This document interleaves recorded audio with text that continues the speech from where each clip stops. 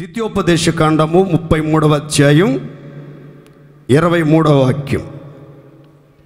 నఫ్తాలిని గూర్చి ఎట్లనెను, కటాక్షము చేత తృప్తి పొందిన నఫ్తాలి, యెహోవా దీవెన చేత నింపబడిన నఫ్తాలి, పశ్చిమ దక్షిణ దిక్కులను స్వాధీనపరుచుకొనుము. నేను చెప్పబోతున్న సందేశం, యెహోవా దీవెనల చేత నింపబడిన నఫ్తాలి. నఫ్తాలి అన్న చోట మీ పేరు పెట్టుకోండి. నఫ్తాలి అన్న చోట నేను ఈ వాక్యాన్ని రాసుకున్నాను. యెహోవా దీవెనల చేత నింపబడిన యేసుదాస్ అని రాసుకున్నాను. మీరు కూడా అట్లా రాసుకోండి. దేవుడు తన కటాక్షముతో మిమ్మల్ని తృప్తిపరిచి తన దీవెనలతో ఒక్కొక్కరిని నింపునుగాక. విశ్వాసంతో చెప్పుకోండి, గట్టిగా సంతోషంగా నిండు మనసుతో విశ్వాసంతో చెప్తున్నాను. ఈ నవంబర్ మాసములో నిండైన దీవెనలతో ఒక్కొక్కరిని నా దేవుడు అభిషేకించునుగాక, అభిషేకించునుగాక. ఈ నెలలో దేవుడు మనకిచ్చిన వాగ్దానం, నా పట్టణములో భాగ్యముతో మరి ఎక్కువగా నింపబడును అనే వాగ్దానాన్ని దేవుడు మనకు అనుగ్రహించాడు. అధిక శక్తితో గొప్ప వాత్సల్యముతో మన తట్టు తిరిగి మనకిచ్చిన వాగ్దానంలో నుండి మరి ఎక్కువగా అని వర్తమానం, భాగ్యముతో అని సందేశం మనం గత వారాల్లో విన్నాం. ఈరోజు సందేశం నింపబడుట. అందరు చెప్పండి గట్టిగా, అందరూ సంతోషంగా చెప్పండి గట్టిగా. దేవుడట మనల్ని ఈ నవంబర్ మాసంలో మరి ఎక్కువగా దీవెనలతో నింపునుగాక. అందరు చెప్పండి గట్టిగా ఆమేన్. ఎంతకాలం నా తండ్రి ఒక్క దీవెనైనా దయచేయమని ఎంతో కాలంగా ప్రాధేయపడ్డారు. శాపాన్ని అనుభవిస్తూ దుఃఖాన్ని దిగమింగుతూ దిక్కులు పెక్కటిలేటట్లుగా ఏడ్చి గుండెలు బాదుకొని భయానకమైనటువంటి పరిస్థితుల మధ్యలో, కన్నీటి సాగరములో, కష్టాల కడలిలో జీవిత యాత్ర కొనసాగుతూ వచ్చిందేమో. ఇక మీదట మీ జీవితంలో ఒక అద్భుతం జరగబోతుంది. శాపం ఆశీర్వాదకరంగా మారబోతుంది. మీ జీవితంలో మీరు, మీ కుటుంబాలు, మన పట్టణాలు, మన సంఘం యెహోవా దీవెనల చేత మరి ఎక్కువగా నింపబడునుగాక. విశ్వాసంతో చెప్పండి గట్టిగా ఆమేన్. ఇక శాపం అనే మాట కానీ, శాపగ్రస్తమైనటువంటి క్రియలు కానీ, శాపగ్రస్తమైనటువంటి అనుభవాలు కానీ ఎక్కడ, ఎవరిలో, ఏ ఇంటిలో పొడచూపకుండా అందరి మీద దేవుని యొక్క దీవెన ప్రత్యక్షంగా కనబడాలి. ఒక్కొక్కరు దీవెనలతో నింపబడాలి.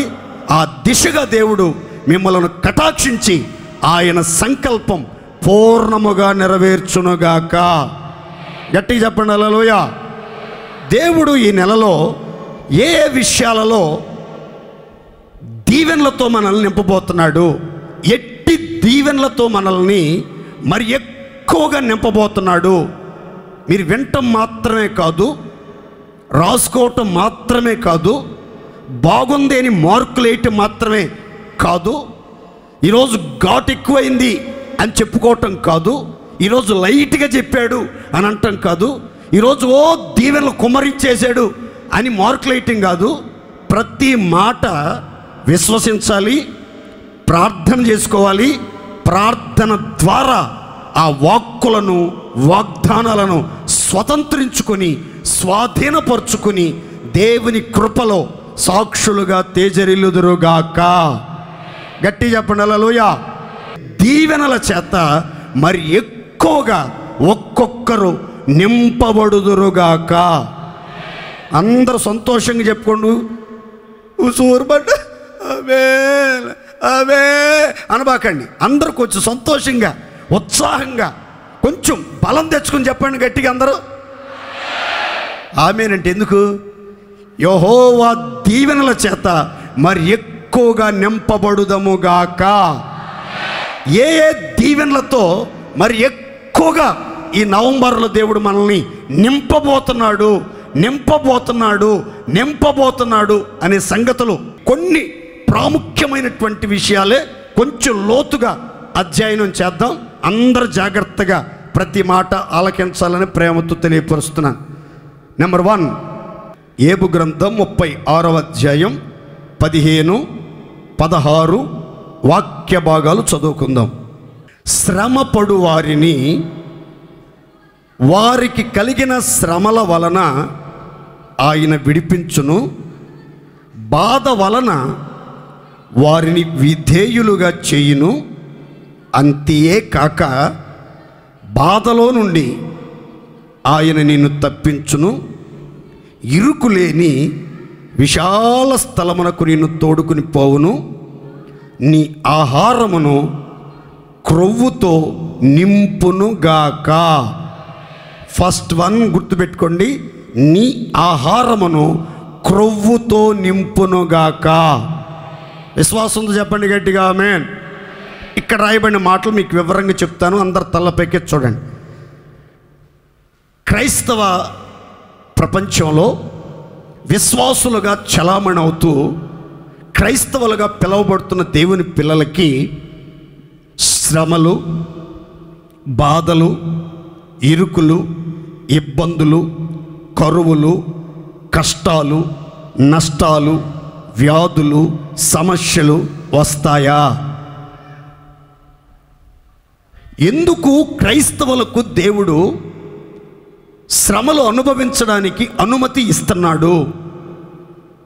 ఆ బాధలలో ఒక క్రైస్తవుని యొక్క జీవితం ఎలాగూ ఉండాలని దేవుడు నిర్దేశించాడు అనే వివరాలు ఇప్పుడు మనం చదువుకున్న వాక్యంలో వ్రాయబడి ఉన్నాయి.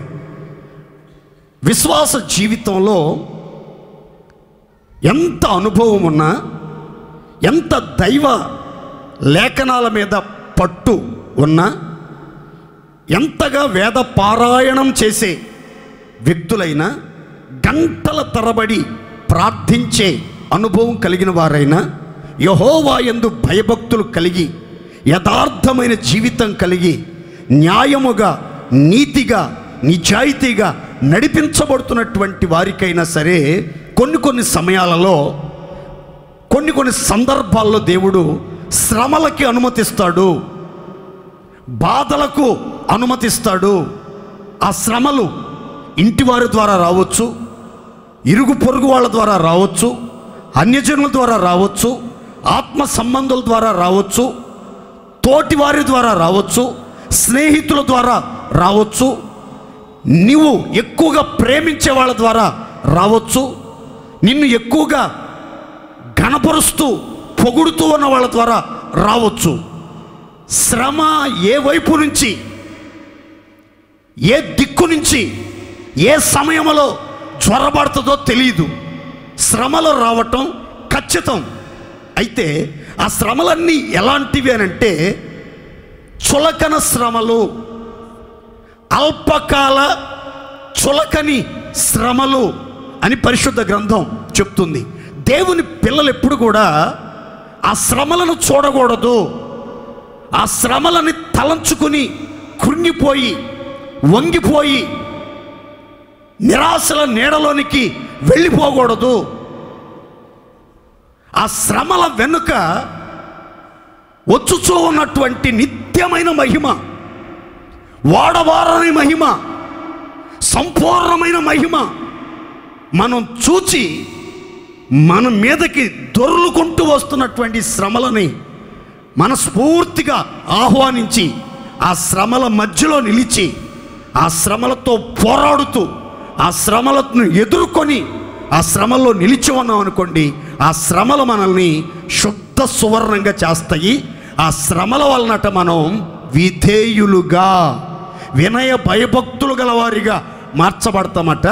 ఎప్పుడైతే విధేయత, దేవుడు కోరుకున్న విధేయత వస్తుందో అప్పుడు బైబిల్ చెప్తుంది మనం అనుభవిస్తున్న శ్రమలన్నిట్లోంచి దేవుడు మనల్ని విడిపిస్తాడు.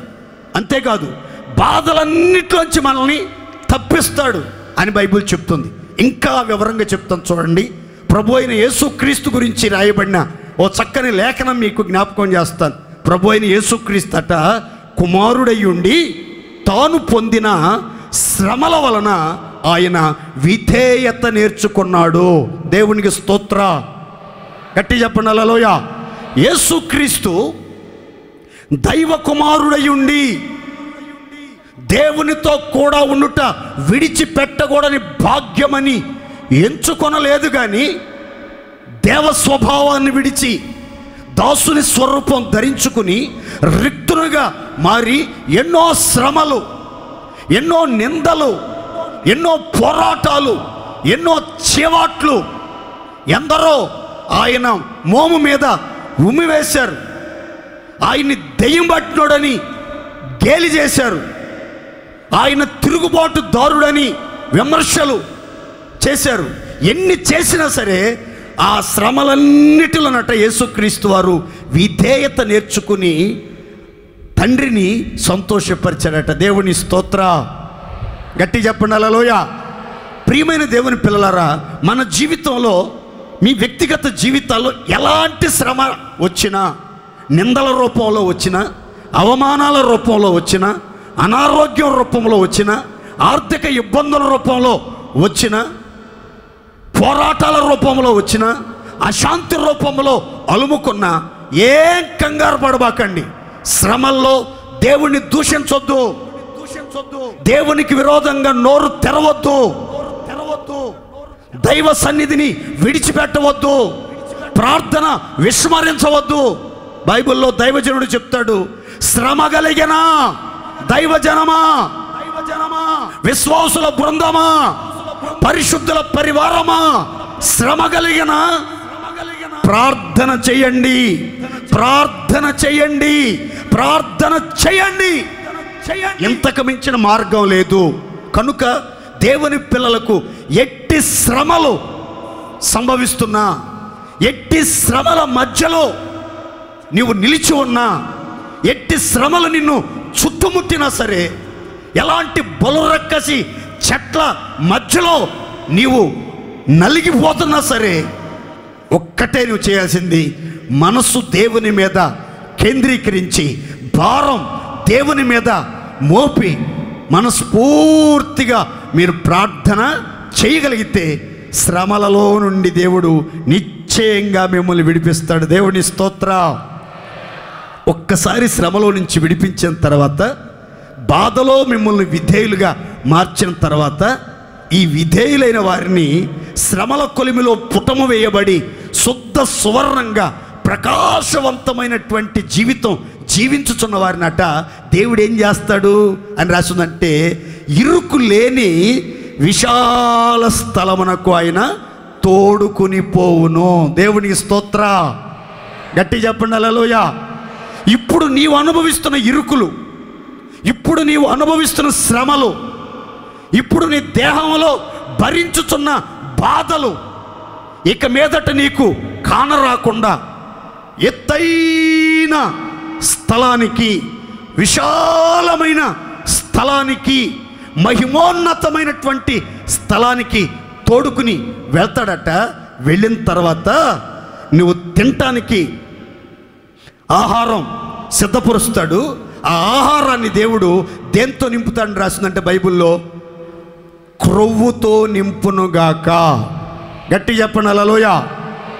శ్రమలలో ఉన్నటువంటి ఒక వ్యక్తి, బాధలను భరించుతున్నటువంటి ఒక సత్క్రైస్తవుడికి ఆకలి పెద్దగా ఉండదు. తిన్నా కానీ కొంచెం తినగానే కడుపు నిండిపోయినట్లుగా ఉంటుంది. బాధల్లో, శ్రమల్లో కడుపు నిండా తిండి తినలేరు, కంటి నిండా నిద్రపోలేరు, కుదురుగా కూర్చోలేరు, నిలకడగా నిలబడలేరు, మానసికంగా కృంగిపోతూ ఉంటారు, నలిగిపోతూ ఉంటారు. నాకే ఎందుకు ఇన్ని శ్రమలని. అందుకే శ్రమలలో, బాధలలో, కష్టాలలో ఉన్నటువంటి వ్యక్తులు ఎంత తిన్నా కానీ ఎండిపోతూ ఉంటారు, ఎంత తిన్నా కానీ బక్కచిక్కిపోతూ ఉంటారు, పాలిపోతూ ఉంటారు, బలహీనపరచబడుతూ ఉంటారు. అయితే దేవుని వాక్యం చెప్తుంది, ఓ క్రైస్తవ్యమా, ఓ క్రైస్తవ జనాంగమా, శ్రమలలో నీ బాహ్య పురుషుడు కృషించిన నీ ఆంతర్య పురుషుడు దినదినము నూతనపరచబడుతున్నాడు కనుక ఏం కంగారు పడబాకండి. ఈ బాధలోంచి దేవుడు విడిపిస్తాడు, శ్రమలోంచి దేవుడు తప్పిస్తాడు. చిత్రమైన కార్యం ఏంటంటే శ్రమలు, బాధలు, ఇరుకులు, ఇబ్బందులు, కరువులు, రోగాలు, కన్నీళ్ళు, మరణము లేనటువంటి విశాల స్థలానికి నేను తోడుకుని వెళ్ళి ఆ చోట నీకు శ్రేష్టమైనటువంటి విందు సిద్ధపరుస్తాడట. ఆ ఆహారాన్ని దేవుడు క్రొవ్వుతో నింపునుగాక. అందరు చెప్పండి గట్టిగా హల్లెలూయా. మనం తినే ఆహారం 2 రకాలుగా చెప్తాను, జాగ్రత్తగా వినండి. మనం తినే ఆహారంలో శ్రేష్టమైనటువంటి ఆహారం తీసుకుంటే క్రొవ్వు పదార్థాలతో ఉన్నటువంటి ఆహారం కూడా మనకి అవసరం. బైబిల్ గ్రంథంలో క్రొవ్వు 2 అర్థాలకు సాదృశ్యంగా రాయబడింది. 2 ప్రాముఖ్యమైన ఉద్దేశాలతో ఆయా చోట్ల సందర్భాన్ని బట్టి వినియోగించబడింది క్రొవ్వు అనే పదం. ఒకటి, క్రొవ్వు బలానికి సాదృశ్యం. 2, కొవ్వు గర్వానికి సాదృశ్యం. ఇప్పుడు మనం చదువుకున్న ఈ లేఖనంలో మీ ఆహారాన్ని దేవుడు క్రొవ్వుతో నింపును అన్న చోట మీరు గుర్తుపెట్టుకోవాల్సింది ఏంటంటే మీ ఆహారాన్ని దేవుడు దేంతో నింపబోతున్నాడంటే బలముతో నింపును. దేవుని స్తోత్రం చెప్పండి, గట్టిగా గట్టిగా చెప్పాలి. నేను ఒక దైవ సేవకుడిని ఎరుగుదును. అతడు నాకు చాలా క్లోజ్ ఫ్రెండ్. అతడికి దేహంలో ఏ రోగం లేదు, బీపీ లేదు, షుగర్ లేదు, థైరాయిడ్ లేదు, ఆస్మా లేదు, గుండె జబ్బు లేదు, కిడ్నీ జబ్బు లేదు, ఏ జబ్బు లేదు. కానీ గుండె పట్టేసినట్టుగా చనిపోతాడేమన్న భయం అతనికి ఎక్కువైపోయి వైద్యుల్ని సంప్రదించాడు. అన్ని పరీక్షలు చేసి డాక్టర్లు తేల్చింది ఏంటంటే నీకు కొలెస్ట్రాల్ తక్కువ ఉంది, కొలెస్ట్రాల్ తక్కువ ఉంది. మనోడు స్లిమ్గా ఉండాలని మటన్ తినకుండా అన్నం కూడా ఎంతే తింటా, ఒక రొట్టి, ఒక్క ఇడ్లీ, పొద్దున్న టిఫిన్లో ఒక్క ఇడ్లీ, అట్లా నైట్ పూట తింటే 2 పులకాలు తినేవాడు, లేకపోతే తినేవాడు కాదు. ఎప్పుడైనా ఎనర్జీ డ్రింకులు, పాలు ఎట్లాంటి తాగుతూ ఉండేవాడు. అతడు ఆరోగ్యంగా ఉన్నాడు, బాడీ ఫిట్గానే ఉంది. కానీ కొవ్వు తగ్గటం వల్ల అతని శరీరంలో బలహీనత ఎక్కువైపోయి గుండె పట్టేయటం, నరాలు వీక్ అయిపోవటం, మోకాళ్ళ నొప్పులు, భయంకరమైనటువంటి ఆరోగ్య సమస్యలు తలెత్తాయి. బాడీలో ఉండవలసినటువంటి క్రొవ్వు నిల్వలు తప్పనిసరిగా కొన్ని ఉండాలి. ఈ కొవ్వులో ఈ కొలెస్ట్రాల్ సంబంధించి శరీరంలో, మానవ శరీరంలో 3 రకాల కొవ్వు పదార్థాలు ఉంటాయి.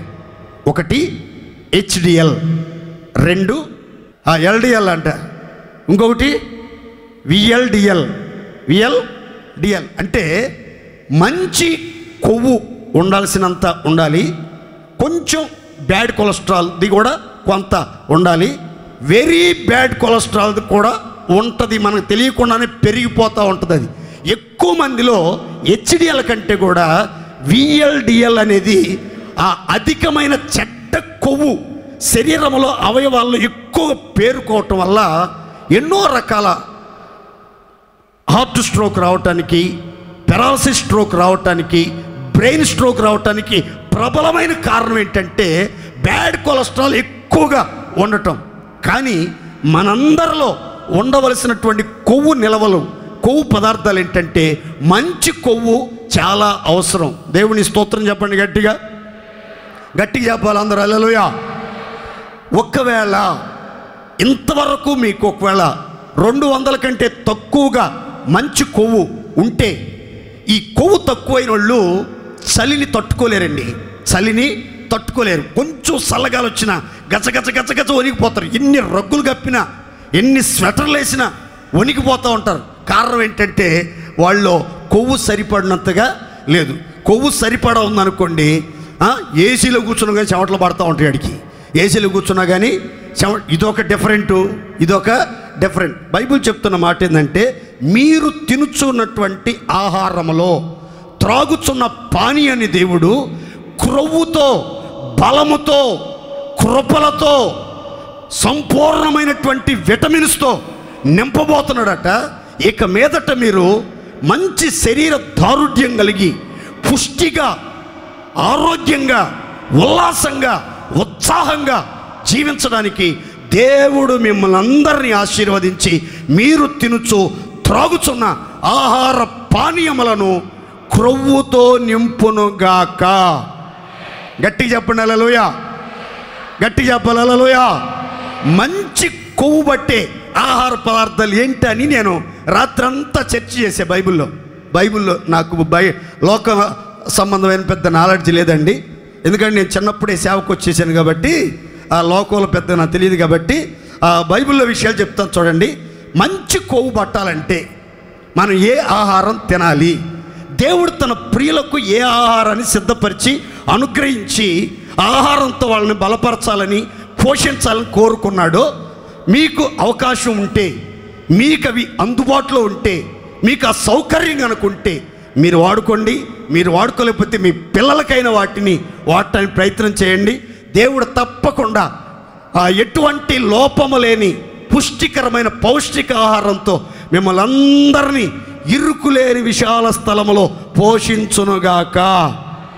ద్వితీయోపదేశకాండం 32వ అధ్యాయం 14వ వాక్యం. ఆవు మజ్జిగను, గొర్రె మేకల పచ్చి పాలను, గొర్రె పిల్లల క్రొవ్వును, బాషాను పుట్టేళ్లను,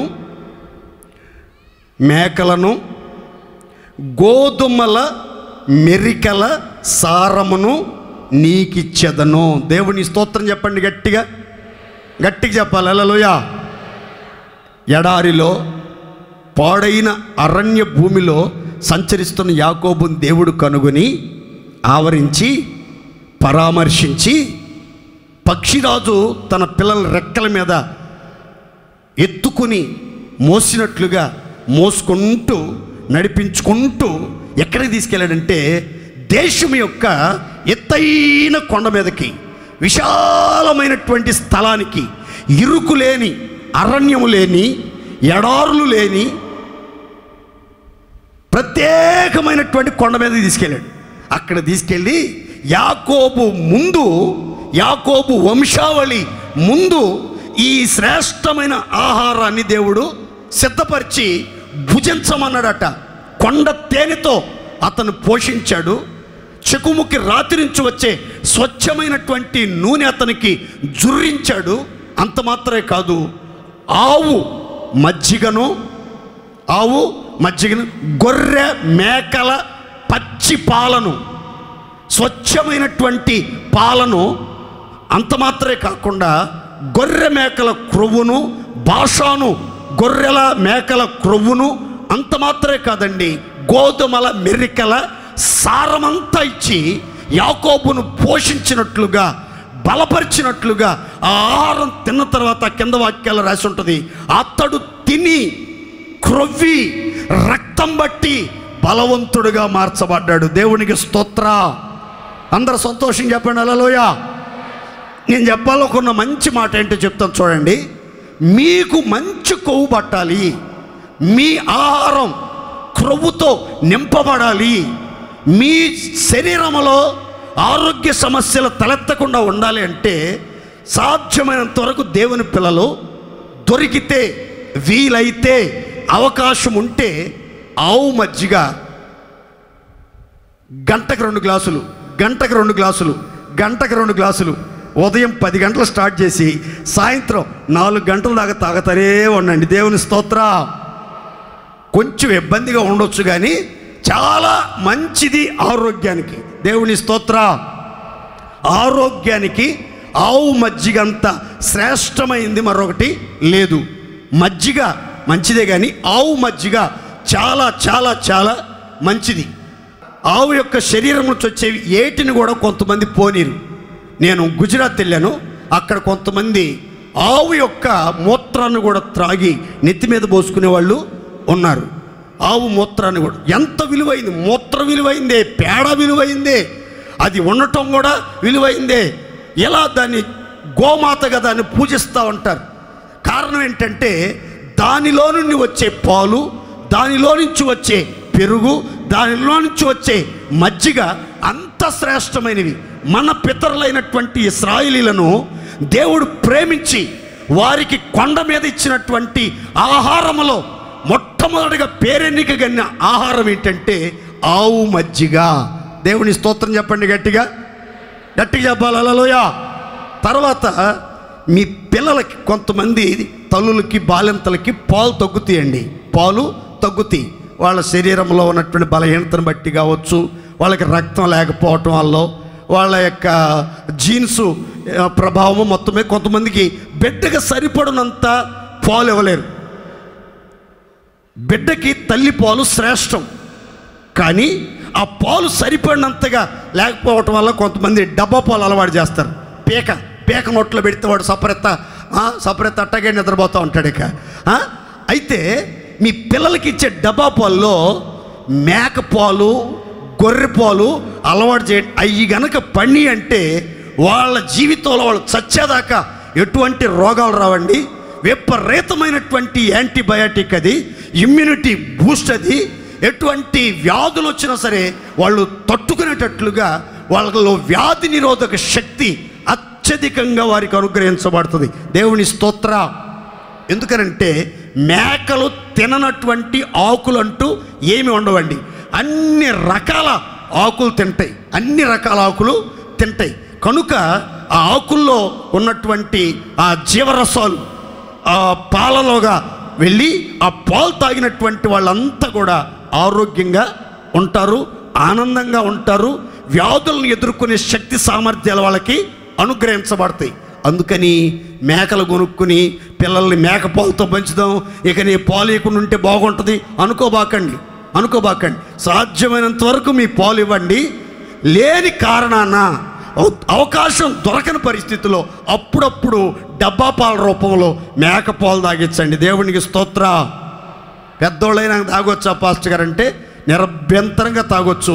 ఏ పాలు తాగాలంటే పచ్చి పాలు తాగాలి. దేవుని స్తోత్రం చెప్పండి గట్టిగా. బైబిల్లో మాట చెప్తున్నా నేను. బైబిల్లో మాట, నేను చిన్నప్పుడు నేను మా అన్న మా అమ్మ గేదె దగ్గర పాలు తెస్తుంటే వెళ్ళేవాళ్ళం. గ్లాసుడు పిండిచ్చేది, అక్కడే తాగేసేవాళ్ళం. వేడిగా ఉంటాయి, వేడిగా తాగేసేవాళ్ళం. అది గేదె పాలు. అప్పుడు తెలియదు కదండి బైబిల్. లేకపోతే మా నాన్న మా అమ్మను బతిలో అడిగి మేకను తెప్పించి మేకపోలు తాగేవాళ్ళం. దేవుడి దేవల్ల ఈ రోగాలు ఎట్టడి లేకుండా, సమస్య లేకుండా ఉండేది. దేవుని స్తోత్ర. కనుక సాధ్యమైనంత వరకు గొర్రె మేకల పచ్చిపాలు ఆరోగ్యానికి చాలా మంచి. దేవుని స్తోత్ర. తర్వాత గోధుమల మెరకల సారము. గోధుమలు తెచ్చుకొని చక్కగా వాటిని దంచి వాటితో పిండి చేసుకుని ఆ గోధుమలతో రకరకాల వంటలు చేసుకోండి. రకరకాల పులకాలే చేసుకుంటారో, చపాతీయే చేసుకుంటారో, లేకపోతే రోలింగ్ లాగా దాంట్లో కాయగూరలు, మటను, చికెన్లు పెట్టి మింగుతారో, ఏం చేస్తారో తెలియదు. కానీ మొత్తం మీద గోధుమ పిండితో చేయబడినటువంటి పదార్థాలు, బిస్కెట్లు చేసుకుంటారో, రొట్టెలు చేసుకుంటారో, ఏదైనా సరే గోధుమ పిండితో చెయ్యబడినటువంటి ఆ గోధుమ మెరకలను తెచ్చుకుని శుభ్రంగా మీరే పిండి చేసుకుని వాటితో చేయబడినటువంటి పదార్థాలు తింటే చాలా ఆరోగ్యానికి మంచిది. మనోళ్ళంతా ఎక్కువగా పళ్ళాలు టన్నులు అన్నానికి అలవాటు పడిపోయి ఈ రొట్టెలు తినకుండా ఈ చపాతీల జోలికి పోకుండా ఉండటం వల్ల ఎప్పుడు చూసినా నిండు కొండలాగా ఉంటారు. దేవుడి దేవాల. దేవుని స్తోత్ర. ఈ నార్త్ ఇండియా వాళ్ళు చూడండి, ఒక్కొక్కడు 12-14 రొట్టెలు తింటారు, కానీ వాడికి ఒళ్ళే రాదు, వాడికి పొట్టే రాదు. ఎప్పుడు చూసినా లోపలికి వెళ్ళిపోయి ఉంటుంది. పొట్టంతా ఎముకలు గూడు మాత్రమే కనబడుతూ ఉంటుంది. కారణం ఏంటంటే వాడు మనకంటే ఎక్కువ తింటాడు. కూర ఎంత తింటాడు, రొట్టెలు కూడా 10-12 తింటాడు ఒక్కొక్క పూటకి, కానీ స్లిమ్గా ఉంటాడు. మనమేమో అంత తిన్నా కానీ ఇంతలా పొట్టొచ్చి ముఖం ఇంతలా ఉబ్బిపోయి పక్కకి ఇంత కొవ్వు విరిగిపోయి వికారంగా మారిపోయి చూడటానికి అసహ్యంగా మారిపోతా ఆయాసం ఉబ్బసం, ఇలాంటి పరిస్థితులు అన్నీ వచ్చేస్తున్నాయి. అందుకని దేవుడు ఈ మాసంలో మీరు తినే ఆహారాన్ని గోధుమల మెరకల సారంతో నింపబోతున్నాడు. మీరు ఎక్కువ శాతం ఆవు మజ్జిగ తాగండి, గొర్రె మేకల పచ్చిపాలు తాగండి, ఆ తర్వాత గోధుమలతో తయారు చేయబడినటువంటి ఆహార పదార్థాలను తినటానికి మీరు అలవాటు చేసుకోండి. దేవుడు మిమ్మలను ఆరోగ్యవంతులుగా మార్చునుగాక. ఇది చాలేక ఇప్పుడు ఆత్మ సంబంధమైన కోణంలోకి వెళ్దాం. చూడండి, ఆత్మ సంబంధమైన కోణంలోకి వెళ్దాం. 63వ కీర్తనలోకి వెళ్ళండి ఒకసారి. 63వ కీర్తన 4-5 శరణాలు చదువుకుందాం.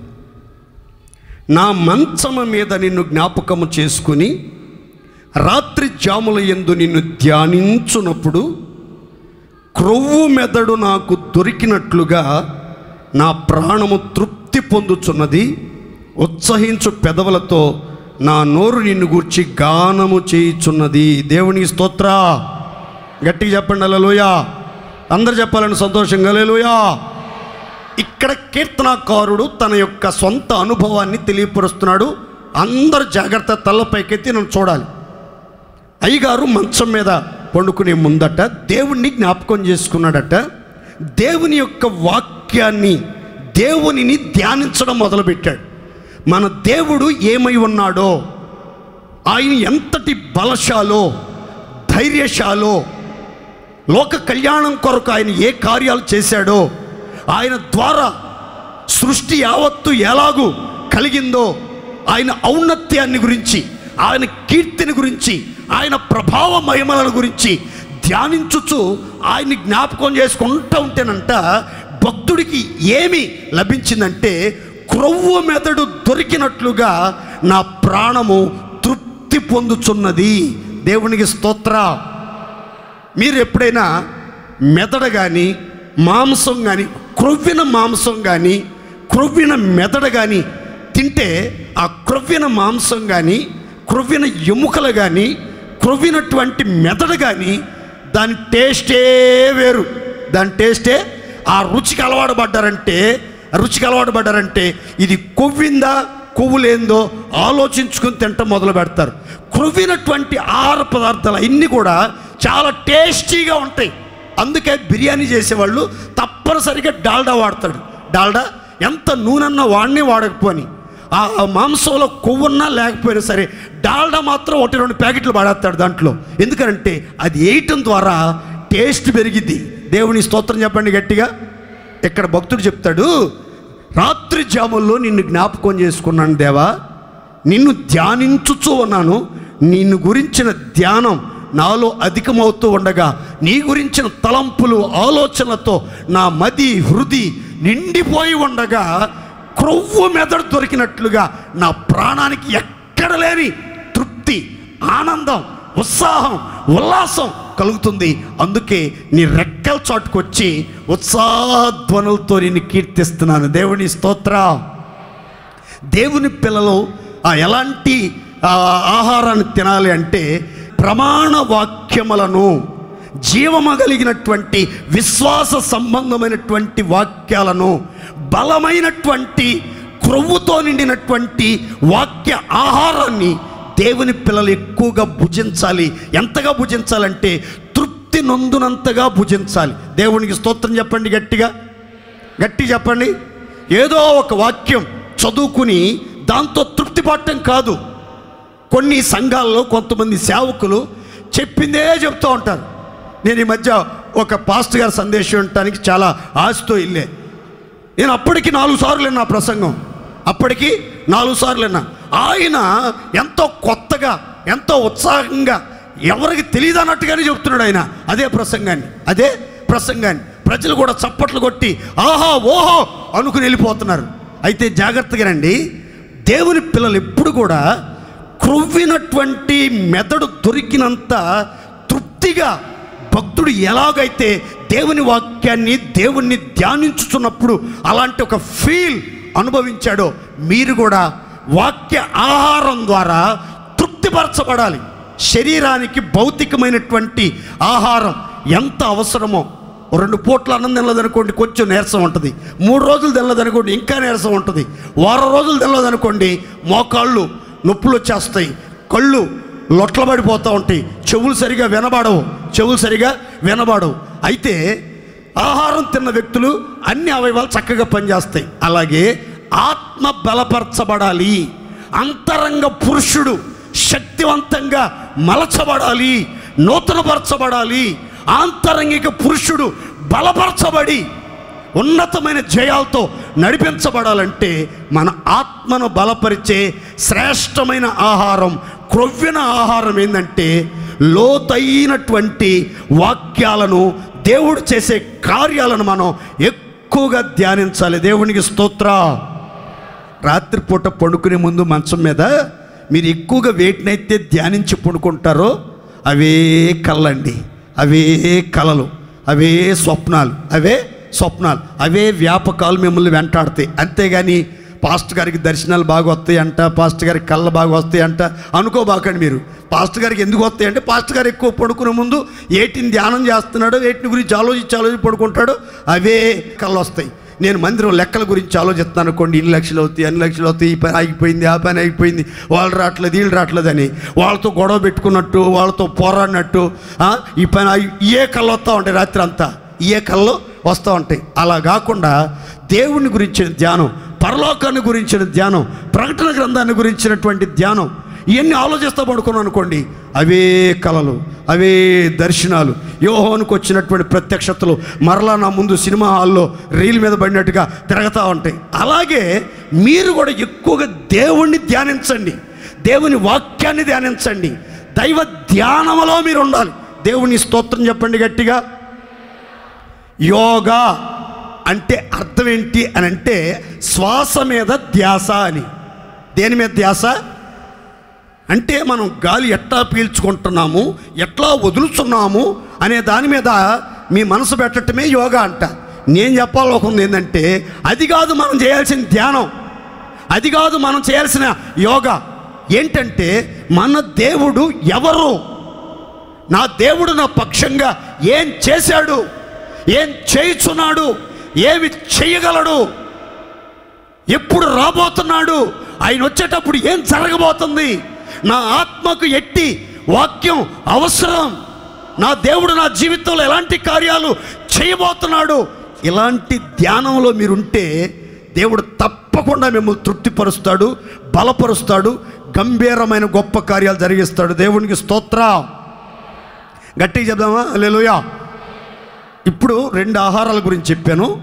రోజు మనం 3 పూట్ల తిన్న పళ్ళల్లో పెట్టుకుని టిఫిన్ అని, మధ్యాహ్నం లంచ్ అని, నైట్ డిన్నర్ అని దాని గురించి చెప్పాను. మొదట వాటిలో ఏమేమి ఉండాలో చెప్పాను. తర్వాత ఇప్పుడు సెకండ్ పార్ట్, ఆత్మ సంబంధమైన ఆహారం, జీవాహారం. క్రొవ్వుతో తృప్తిపరచబడాలంటే మనం దేవుడిని జ్ఞాపకం చేసుకుని దైవ ధ్యానములో ఉన్నప్పుడు మనకు ఆ క్రొవ్విన ఆహారం తిన్నంత ఆ తృప్తి, ఆ ఫీల్ మనకు అనుగ్రహించబడుతుంది. దేవుని స్తోత్ర. గట్టి చెప్దాం హల్లెలూయా. ఇది రాజుల ఏరియా అని అందరు చెప్పుకుంటూ ఉంటారు కదా, అందుకని రాజులు తినే ఆహారం ఎట్లా ఉంటుందో ఆహారాన్ని మనం కూడా ట్రై చేస్తే ఎట్లా ఉంటుందో ఒకసారి చూద్దామా? బైబిల్లోకి వెళ్దాం. చూడండి, రాజుల మొదటి గ్రంథం 4వ అధ్యాయం 22, 23 వాక్యాలు. ఒక్కొక్క దినమునకు, ఇది నెల రోజులకి, 6 నెలలకి, సంవత్సరానికి సంబంధించినటువంటి రేషన్ కాదండి, ఇది ఒక్కొక్క రోజుకి రాజుగారి భోజన సామాగ్రి గురించి వివరాలు. సొలొమోను భోజనపు సామాగ్రి ఎంత అనగా 600 తూముల సన్నపు గోధుమ పిండియు, 1200 తూముల ముతక పిండియు, క్రొవ్విన ఎడ్లు 10, విడి ఎడ్లు 20, 100 గొర్రెలు, ఇవియుగాక ఎర్రదుప్పులు, దుప్పులు, జింకలు, క్రొవ్విన బాతులు తేబడిను. తలపైకి చూడండి, ఇది ఎవరి భోజనపు సామాగ్రి అంటే మన పితరుడైన సొలొమోను రాజు యొక్క భోజనపు సామాగ్రి. అది ఒక్క రోజుకి సంబంధించినటువంటి భోజనపు సామాగ్రి. దేవుని స్తోత్రం చెప్పండి, గట్టిగా చెప్పండి. అయ్యగారు భోజనంలో ఎక్కువ వినియోగించింది ఏంటంటే సన్న గోధుమ పిండి, ముతక గోధుమ పిండి. ముతక. అందుకే వాళ్ళు గోధుమ పిండి తిని తిని వాళ్ళ ముఖాలు, వాళ్ళ రంగు కూడా గోధుమ రంగులో ఉంటారు. వాళ్ళంతా గోధుమ రంగులో. మనోళ్ళు ఎర్రగా నల్లగా ఉంటారు, సామంసాయిగా ఉంటారా? వాళ్ళంతా ఎట్లా ఉంటారంటే ఇశ్రాయేలీయులు, యూదులంతా గోధుమ పిండి కలర్లో ఉంటారు. కరెక్ట్గా గోధుమ పిండి కలర్లో ఉంటారు. గోధుమ పిండి అంట. తర్వాత క్రొవ్విన ఎడ్లు 10, అంటే ఎద్దు మాంసం ఎక్కువ తినేవాడు అయ్యగారు. అంటే బీఫ్ అంటారు చూడండి, బీఫ్ అని తింటారు చూడండి మనోళ్ళంతా. అది మామూలు ఎడ్లు 20, మామూలు ఎడ్లు 20. ఆ తర్వాత ఇంకా చాలా ఉన్నాయండి, చెప్తే ప్రభుత్వంలోనే పట్టుకుంటారు, అందుకని వాటిని చెప్పను. తర్వాత ఏముందంటే క్రొవ్విన బోతులు ఉన్నాయి. మళ్ళా ఏమన్నాయి? క్రొవ్విన మామూలు బోతులు కాదు, క్రొవ్విన బోతులు. అంటే అయ్యగారు ఆహారంలో ఏముంది ఎక్కువ అంటే క్రొవ్వుతో నిండిన ఆహారం భుజించాడు. దేవుని స్తోత్రం చెప్పండి గట్టిగా. మీరు కూడా ట్రై చేయండి. దేవుడు మిమ్మలను బలపరిచి జ్ఞానముతో కృపతో నింపి ఆశీర్వదించునుగాక. ఇక చాలనుకుంటా. రెండో భాగంలోకి వెళ్దాం. చూడండి, రెండో మాట, రోమీలకు రాసిన పత్రిక. మొదట చెప్పాను మీ ఆహారాన్ని కొవ్వుతో నింపుతాడని. రెండో మాట చెప్తున్నాను చూడండి. రోమా పత్రిక 15వ అధ్యాయం 13వ వాక్యం. కాగా మీరు పరిశుద్ధాత్మ శక్తి పొంది విస్తారముగా నిరీక్షణ గలవారగుటకు నిరీక్షణకర్తయగు దేవుడు విశ్వాసము ద్వారా సమస్తానందముతోనూ సమాధానముతోనూ మిమ్మును నింపునుగాక. అందరు విశ్వాసంతో చెప్పుకోండి గట్టిగా ఆమేన్. రెండో మాట చెప్తున్నాను, అందరూ గుర్తుపెట్టుకోండి. విశ్వాసము ద్వారా నిరీక్షణకర్త అయిన దేవుడు మిమ్మును అందరినీ సమస్త ఆనందముతో నింపునుగాక, సమాధానముతో నింపునుగాక. అందరు చెప్పండి గట్టిగా ఆమేన్. రెండో మాట గుర్తుపెట్టుకోండి. దేవుడు ఈ నవంబర్ మాసంలో మీతో చెప్పమన్న మాట ఏంటంటే, మీలో ప్రతి ఒక్కరిని నిరీక్షణకర్త అయిన దేవుడు మీ విశ్వాస పరిమాణము చొప్పునట సమస్త ఆనందముతో మిమ్మల్ని నింపుతాడట. సేమ్ టైం సమాధానంతో మిమ్మల్ని నింపుతాడు అని రాయబడింది. అయితే ఎవరిని నింపుతాడు అని అంటే బైబిల్లో రాసిన చక్కని మాటలు చెప్తాను, అంత తలపైకెచ్చోండి. మీరు పరిశుద్ధాత్మ శక్తి పొంది విస్తారముగా నిరీక్షణ గలవారగుటకు నిరీక్షణకర్త అయిన దేవుడు మీ విశ్వాసము ద్వారా అనే మాటలు వ్రాయబడ్డాయి. చాలామంది మారు మనసు పొందుతారు, బాప్తిస్మం కూడా తీసుకుంటారు, క్రమముగా మందిరానికి వస్తారు, కానీ పరిశుద్ధాత్మ శక్తి పొందరండి. పరిశుద్ధాత్మ శక్తి పొందరు. పరిశుద్ధాత్మ నింపుదల కలగదు. అన్య భాషలు మాట్లాడాలని, పరిశుద్ధాత్మలో ఆనందించాలని, పరిశుద్ధాత్మలో పరవశం చెందాలని ఆ ఆలోచన కూడా చాలామందికి రాదు. ఏదో మందిరానికి వెళ్ళాలి, వెళ్తున్నాం, దేవుని స్తుతించాలి, స్తుతిస్తున్నాం, సాక్ష్యాలు చెప్పాలి, చెప్తున్నాం, వాక్యం వినాలి, వింటున్నాం, కానుకలు ఇవ్వాలి, ఇస్తున్నాం. అంతేగాని పరిశుద్ధాత్మ శక్తి పొందాలి, పైనుంచి వచ్చే శక్తి పొందాలి, వాగ్దానం చేయబడిన ఆత్మ చేత ముద్రించబడాలి, ఆత్మ ద్వారా అనుదినం రూపాంతరం చెందాలి, ఆత్మ ద్వారా పరిశుద్ధపరచబడాలి, ఆత్మ ద్వారా కలిగే ఆదరణ అనుభవించాలి అన్న ఆలోచన చాలామందికి ఉండదు. ప్రియమైన దేవుని పిల్లలారా, మీరు రక్షించబడిన తర్వాత, నీతి వస్త్రం ధరించుకున్న తర్వాత ప్రతి ఒక్కరూ పొందవలసిన మహత్తరమైన దైవ శక్తి ఏంటంటే పరిశుద్ధాత్మ నింపుదల. దేవునికి స్తోత్ర. గట్టి చెప్పండి హల్లెలూయా. పరిశుద్ధాత్మ శక్తిని ఎవరైతే పొందుతారో వారిని గురించి బైబిల్ చెప్తుంది, మీరు పరిశుద్ధాత్మ శక్తి పొంది విస్తారంగా నిరీక్షణ గలవారిగా మారాలి. పరిశుద్ధాత్మ శక్తిని పొంది ఆత్మలో ఎక్కువగా ఎవరైతే ఆనందిస్తూ ఉంటారో, ఆత్మ చేత నడిపించబడుతూ ఉంటారో, ఆత్మ చేత పరిశుద్ధపరచబడుతూ ఉంటారో, వాళ్ళల్లో కలిగేది ఏంటంటే విస్తారమైన నిరీక్షణ కలుగుతుంది. ఆ నిరీక్షణ కలిగినటువంటి బిడ్డల గురించి బైబిల్ చెప్తుంది, మీ విశ్వాస పరిమాణము చొప్పున దేవుడు సమస్త ఆనందముతోనూ సమాధానంతోనూ మిమ్మును నింపునుగాక. గట్టి చెప్పండి ఆమేన్. ఆనందముతో అని చెప్పొచ్చు కదా, అలా కాదు, సమస్త ఆనందంతో నింపుతాడట. దేవుని స్తోత్ర. గట్టి చెప్పండి హల్లెలూయా. ఆనందం అనేక రకాలు, ఆనందం అనేక రకాలు. అన్ని కోణాల్లో దేవుడు మీకు ఆనందాన్ని కలుగు చేయాలని, ఆనందాన్ని పరిపూర్ణంగా నింపాలని దేవుడు కోరుకుంటున్నాడు. ఎంతవరకు మీ జీవితంలో ఆనందమే లేక ఆవేదనల సుడిగుండాల మధ్యలో నలిగిపోతూ ఉన్నారేమో, ఏడ్పు నిట్టూర్పులతో నిస్సహాయ స్థితిలో నిట్టూర్పులు విడుస్తున్నారేమో, కానీ ఇక మీదట దేవుడు మీ నిట్టూర్పులన్నిటిలో నుంచి మిమ్మల్ని విడిపిస్తున్నాడు. మీ ఆవేదనలన్నిటినీ కూడా ఆనంద ప్రవాహాలుగా మార్చునుగాక. విశ్వాసంతో చెప్పుకోండి గట్టిగా ఆమేన్. అన్ని కోణాల్లో ఆనందం అంటే అర్థం ఏంటంటే, ఆరోగ్యపరంగా ఆనందాన్ని దేవుడు అనుగ్రహిస్తాడు, ఆస్తిపరంగా ఆనందాన్ని దేవుడు అనుగ్రహిస్తాడు, కష్టార్జితాన్ని అనుభవించేటప్పుడు కలిగే ఆనందాన్ని దేవుడు అనుగ్రహిస్తాడు, నీ ఆస్తిలో భాగమిచ్చి నిన్ను ఆనందంతో తృప్తిపరుస్తాడు, నీకు ఉద్యోగం ఇచ్చి నిన్ను ఆనందింపజేస్తాడు, నీకు సంతానం ఇచ్చి నిన్ను ఆనందింపజేస్తాడు, నీకు స్థలాలిచ్చి నిన్ను ఆనందింపజేస్తాడు, నీకు పొలాలిచ్చి నిన్ను ఆనందింపజేస్తాడు.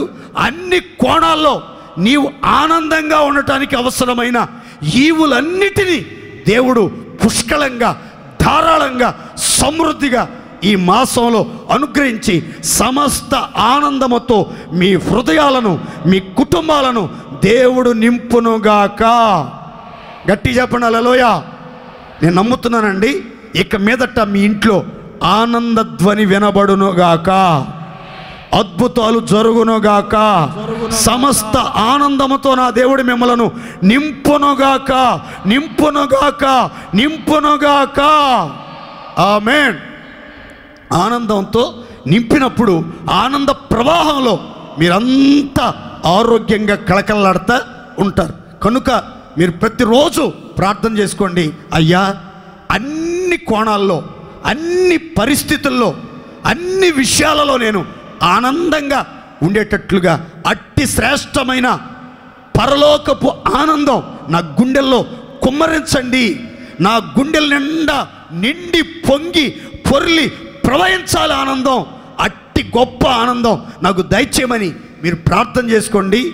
భూలోక సంబంధమైన ఆనందం మాత్రమే కాకుండా, పిల్లల ద్వారా కలిగే ఆనందం మాత్రమే కాకుండా, సిరి సంపదల ద్వారా కలిగే ఆనందం మాత్రమే కాకుండా, రాబడి ద్వారా కలిగే ఆనందం మాత్రమే కాకుండా, పరలోకము నుండి కుమ్మరించబడుతున్న పరమానందం దేవుడు మీ గుండెల్లో కుమ్మరించునుగాక. గట్టి చెప్పండి హల్లెలూయా.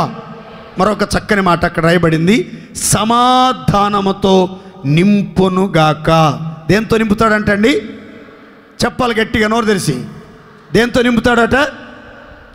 ఈ రోజుల్లో చాలామందికి ఇళ్ళు వాకిళ్ళు ఉంటున్నాయి, పొలాలు స్థలాలు ఉంటున్నాయి, వ్యాపారాలు ఉంటున్నాయి, వాహనాలు ఉంటున్నాయి, పిల్లలు ఘన విజయాలతో దూసుకుని వెళ్తున్నారు, అన్ని రంగాల్లో ఆశీర్వాదకరంగా జీవిస్తున్నారు. కానీ చాలామంది జీవితాల్లో సమాధానం అనేది ఉండట్లేదండి. సమాధానం అనేది ఉండట్లేదు. ఈ సమాధానం వ్యక్తిగత జీవితంలో నీ గుండెల నిండా సమాధానం ఉండాలి. మొదట గుండెల నిండా సమాధానం ఉండాలి. ఎప్పుడు ఈ సమాధానం ఉంటుందంటే బైబిల్ చెప్తుంది, మీ హృదయాలలో క్రీస్తుని ప్రభువుగా ప్రతిష్ఠించుకుంటే సమాధానం మీ హృదయాలను ఏలుబడి చేస్తుంది. దేవుని స్తోత్ర. మీరు సమాధానంగా ఉన్నారనుకోండి, పెద్దలు అంటూ ఉంటారు చూడండి, నిండు కొండ తొణకదు, అన్నీ ఉన్న ఇస్త్రాకు అణిగిమణిగి ఉంటుంది, ఏమి లేనోడు ఎగిరిగిరి పడతా ఉంటాడు చూడండి. సమాధానం లేనోడు ఎగిరిగిరి పడుతూ ఉంటాడు, మాటి మాటికి కలవరపడుతూ ఉంటాడు. కానీ గుండెల నిండా సమాధానం ఉందనుకోండి, నెమ్మదిగా ఉంటాడు, నిమ్మలంగా ఉంటారు, ప్రశాంతంగా ఉంటారు. కనుక అట్టి నిండైన సమాధానం మీ హృదయాల్లో ప్రవహిస్తుంది. మీ హృదయాలను ఏలుబడి చేయటం, మిమ్మల్ని చక్కగా పాలించడం, చక్కగా నడిపించడం ప్రారంభిస్తుంది. మీరు ఎక్కడికి వెళ్ళినా అందరితో కూడా సమాధానంగా ఉంటారు. భార్యాభర్తలు సమాధానంగా ఉంటారు, పిల్లలతో సమాధానంగా ఉంటారు, అత్తమామలతో సమాధానంగా ఉంటారు, స్నేహితులతో సమాధానంగా ఉంటారు, ఆత్మీయులతో సమాధానంగా ఉంటారు, ఇరుగు పొరుగు వాళ్ళతో సమాధానంగా ఉంటారు. ఎక్కడికి వెళ్ళినా మీరు అడుగుపెట్టే ప్రతి చోట సమాధానమే కానీ సమరం అనేది ఉండకుండా దేవుడు కార్యాలు నూతనపరుస్తాడు. దేవుని స్తోత్ర. కొంతమంది ఎక్కడ అడుగు పెడితే అక్కడ సమరమే. ఏంటది సమరం అంటే? యుద్ధమే. ఇక గొడవలేక ఆ ఇంట్లో అడుగు పెట్టారంటే చాలండి, అప్పటిదాకా ప్రశాంతంగా ఉన్న ఇల్లు గందరగోళం అయిపోద్ది. గందరగోళం అయిపోద్ది. నరకం నరకం అంతే. ఏ రాక్షసులు వచ్చి పడ్డారా బాబు, ప్రశాంతంగా ఉన్న ఇంటిని అతలాకుతలం చేసేశారు అనుకున్నట్లుగా అప్పటిదాకా సమాధానంగా ఉన్న ఇల్లు నరక కోపంగా మారిపోద్ది. ఇంతవరకు మీ జీవితంలో, కుటుంబంలో సమాధానం లేక, వ్యక్తిగత జీవితంలో సమాధానం లేక, ఒకరితో ఒకరు సమాధానం లేక, ఎక్కడికి వెళ్ళిన అలసడలు, అల్లకల్లోల పరిస్థితులు, సముద్రాన్ని తలపించే రీతిగా మీ జీవితం ఉందేమో ఒకవేళ. ప్రియమైనటువంటి దేవుని పిల్లారా, దేవుడు చెప్తున్నాడు, విశ్వసించండి. మీ విశ్వాసము ద్వారా దేవుడు మీలో ఒక్కొక్కరిని సమాధానముతో నింపునుగాక. సముద్రం దగ్గరికి వెళ్ళి చూడండి. సముద్రంలో ఏ ఘోష వినబడుతుందంటే కెరటాలు, అలలు, సముద్రపు ఘోష. ఓ ఓ ఓ అని మీకు సౌండ్ వినబడుతూ ఉంటుంది. అదే నదీ తీరానికి మీరు వెళ్ళి నిలబడ్డారనుకోండి, ఎటువంటి కెరటాలు ఉండవు, అలలు ఉండవు, ఘోష ఉండదు. ప్రశాంతంగా ఉంటాయి నదీ ప్రవాహాలు, ప్రశాంతంగా ఉంటాయి.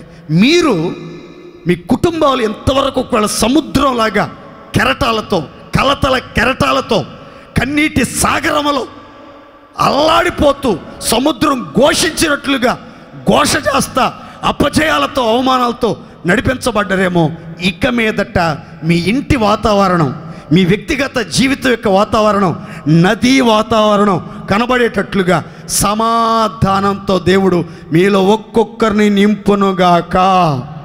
గట్టి చెప్పండి హల్లెలూయా.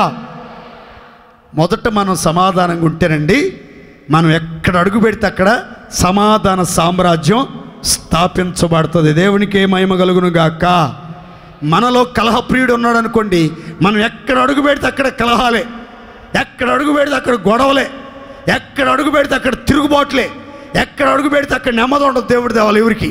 అయితే మనం మొదట సమాధానంగా ఉన్నామంటే, మనలో సమాధాన సామ్రాజ్యం స్థాపించబడిందంటే, మనం సమాధానంతో నింపబడ్డామంటే, మనం ఎక్కడ అడుగు పెడితే అక్కడ సమాధానమే కానీ సమరబేరి వినబడదు, కనబడదు.